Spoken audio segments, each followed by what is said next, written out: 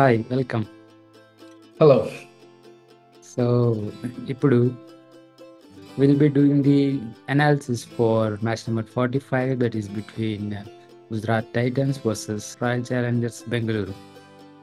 So so ఈ మ్యాచ్లో RCB toss win అయ్యి బౌలింగ్ చేయడం జరిగింది అండ్ గుజరాత్ టైటన్స్ దానికి తగ్గట్టుగానే ఫస్ట్ ఇన్నింగ్స్లో 200 రన్స్ స్కోర్ చేయడం జరిగింది.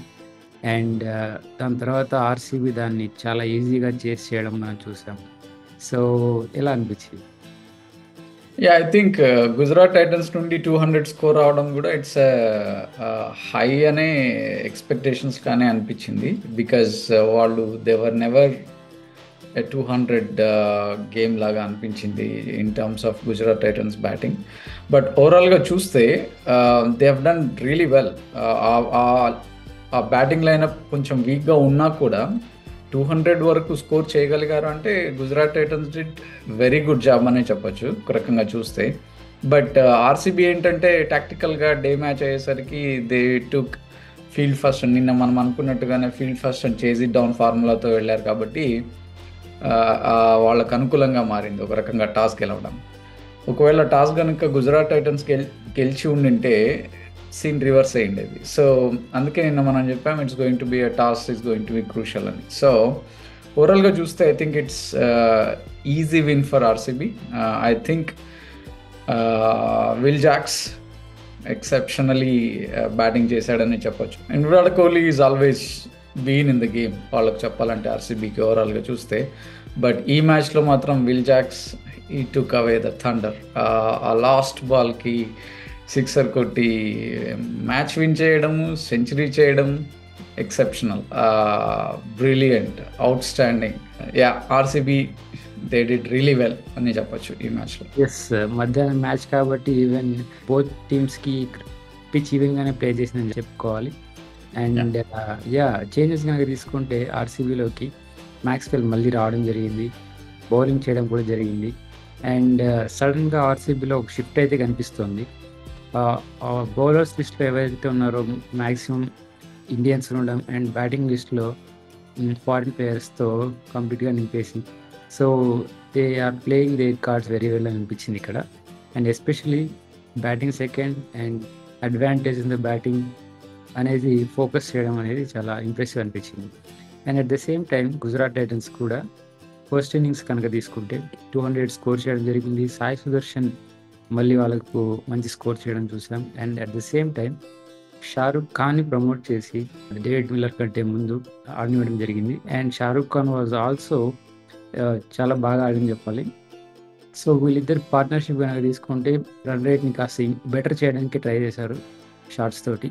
అండ్ దాని తర్వాత డేవిడ్ మిల్లర్ లాస్ట్లో వచ్చి ఒక మంచి ఫినిష్ అయితే ఇచ్చాడని చెప్పుకోవాలి.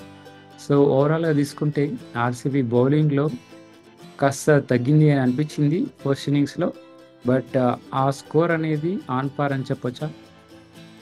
డెఫినెట్గా it's an on par score. RCB bowling అటాక్ని చూస్తే అందరూ స్కోరింగ్ అయితే ఇచ్చారు. I mean it's like Siraj కూడా 10 యావరేజ్తో ఇవ్వడం అనేది it's like I mean you can't expect a bowler to be 6-8తో ఇప్పుడు ఆడుతున్న T20స్లో ఇవ్వడం అనేది చాలా కష్టం. ఐ థింక్ ఆ రేంజ్ కూడా పెంచాలి. అట్లీస్ట్ 10 per over అనేది నార్మ్గా ఇప్పుడు పెట్టాల్సి వస్తుంది. 6 per over is not a norm anymore. Because ప్రతి మ్యాచ్ 200 కొడుతూ ఉంటే బికాజ్ బౌలర్స్ కూడా వాళ్ళకు అది ఆ అడ్వాంటేజ్, ఆ కాన్ఫిడెన్స్ తీసుకొని రావాలంటే నార్మ్ ఈజ్ 10 అని ఫిక్స్ చేసుకుంటే మైండ్ సెట్ చేంజ్ అయ్యే అవకాశం ఉంటుంది. బౌలర్స్ కూడా కొంచెం కాన్ఫిడెన్స్తో బౌలింగ్ చేస్తారు. So they did decent job. Like RCB bowling is pretty much decent job అంతే. అంతకంటే ఎక్స్ట్రాడినరీ ఏం లేదు, అలా అని సూపర్ ఫ్లాప్ కూడా ఏం లేదు. So they just did their quota of 200 runs అంతే.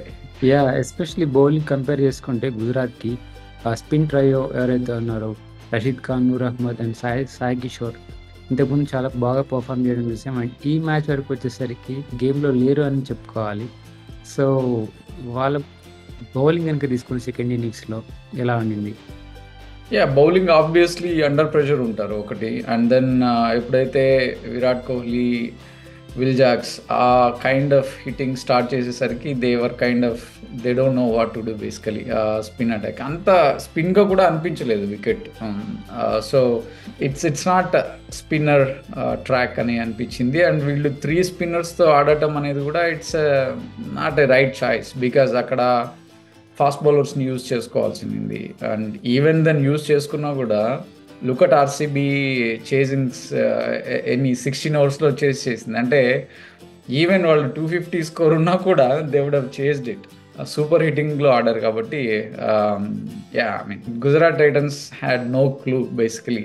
వాళ్ళు ఆర్సీబీ ఇంత స్ట్రాంగ్ మొమెంటమ్ తోటి బ్యాటింగ్ చేస్తుంది అని గుజరాత్ టైటన్స్ ఎక్స్పెక్ట్ చేసిండరు. 200 మేము డిఫెండ్ చేసుకోగలుగుతాము అన్న కాన్ఫిడెన్స్తో వెళ్ళినట్టున్నారు. బట్ అక్కడ వాళ్ళు పప్పులో కాలేశారని అనిపించింది. ఎస్పెషల్లీ మనం అనుకుంటే వాళ్ళకి ఫాస్ట్ బౌలింగ్ ఏదైతే ఉందో చాలా వీక్గా కనిపించింది. లాస్ట్ మ్యాచ్లో చూస్తే సందీప్ వారియర్ కాస్త బెటర్గా బౌలింగ్ చేశారు అనుకోవాలి, కానీ ఈ మ్యాచ్లో 1 ఓవర్ వేయడం జరిగింది. అండ్ మిగిలిన ఫాస్ట్ బౌలర్స్ అజ్మతుల్లా కానీ అండ్ మోహిత్ శర్మ కానీ ఎఫెక్టివ్గా అనిపించలేదు. సో డెఫినెట్లీ పేస్ బౌలింగ్లో అయితే వాళ్ళకు లాకింగ్ అనేది చెప్పాలి గుజరాత్ టైటన్స్ వరకు. అండ్ ఆర్సీబీ పర్టికులర్గా మాట్లాడుకుంటే ఆర్సీబీ గురించి విరాట్ కోహ్లీ ఇన్నింగ్స్, ఇప్పుడు స్ట్రైక్ రేట్స్ గురించి మాట్లాడుకోవాలా లేకపోతే రన్స్ గురించి మాట్లాడుకోవాలా? Because he's the highest run getter anyway, and he's consistently scoring runs. But strike rates అనేటివి ఇలాంటి మ్యాచెస్లో పర్టికులర్గా ఇంపార్టెంట్ అనిపిస్తారు, బికాస్ అదర్ ప్లేయర్స్ ఎవరైతే ఉన్నారో వాళ్ళు పర్ఫామ్ చేస్తున్నారు కాబట్టి. లుక్ అట్ సింపుల్ ఈక్వేషన్ ఇక్కడ. ఇప్పుడు టాప్ హై స్కోరర్స్ ఏ టీమ్స్లో ఉన్నారు? ఆర్సీబీ ఉన్నారు, ప్లస్ గుజరాత్ టైటన్స్లో ఉన్నారు. సో వాళ్ళ టీమ్స్ ఎక్కడున్నాయి? డౌన్ ద టేబుల్లో ఉన్నాయి. సో సింపుల్, ఇప్పుడు మనం ఇండివిజువల్గా ప్లే చేయడం లేక స్ట్రైక్ రేటు చూసుకుంటూ జాగ్రత్తగా ఆడటం అనేది ఈ ఫార్మాట్లో వర్కౌట్ అవ్వదు. ఒకవేళ వర్కౌట్ అయినా కూడా అది టీమ్ విన్కి సహాయపడదు అనేది అక్కడే ఎలివేట్ అయింది. సో టాప్ 3 రన్ గెటర్స్ ఉన్న టీమ్స్ డౌన్ ద టేబుల్లో ఉన్నాయి. So it's not individual game, it's a team game ఈ ఫార్మాట్. సో అక్కడ తెలిసిపోతుంది. So it's not about taking more balls, hitting more runs, it is more about strike rate. ఇప్పుడు నువ్వు 10 balls ఆడి 30 runs కొట్టావనుకో, that gives more win opportunities for a team rather than 10 balls కొట్టి 20 runs కొట్టావు. 10 balls ఆడి 20 runs కొట్టడం. So definitely especially ఒకవేళ batting first కనుక తీసుకుంటే మీరు చెప్పినట్టు ఈ స్ట్రైక్ రేట్స్ ఏవైతే ఉన్నాయో అవి ఇంప్రూవ్ అయ్యే ఛాన్సెస్ డెఫినెట్లీ ఉండాలి.